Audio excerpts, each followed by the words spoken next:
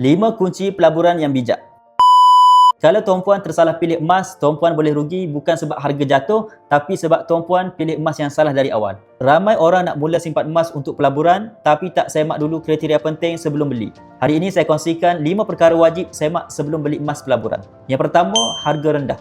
Sebelum beli, tuan-puan kena bandingkan harga per gram dengan beberapa peluar emas yang lain. Jangan terus beli tanpa buat perbandingan. Yang kedua, spread yang rendah. Spread ialah beza antara harga beli dan harga jual balik. Kalau spread terlalu tinggi, susah nak dapat keuntungan. Sasaran terbaik ialah sekitar 10% dan ke bawah. Di public gold, spread biasanya sekitar 6% hingga 9% sahaja, sebab itu ramai pelabur pilih platform ini. Yang ketiga, stok tanpa had.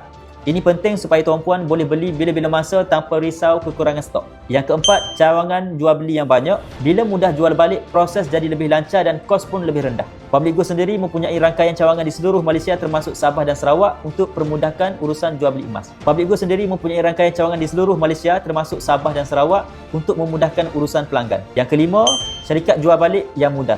Ini sangat penting tuan-puan kerana emas yang bagus ialah emas yang boleh dijual balik tanpa syarat yang menyusahkan. Ada setengah tempat letak syarat perlu ada resit asal, ada juga yang hanya terima emas dalam keadaan tertentu sahaja. Kalau syarat terlalu ketat, itu boleh menyusahkan tuan-puan di masa hadapan. Kesimpulannya, sebelum beli emas, jangan hanya tengok cantik atau viral, tengok dulu kriteria sebab di situlah penentu untung atau rugi jangka masa panjang.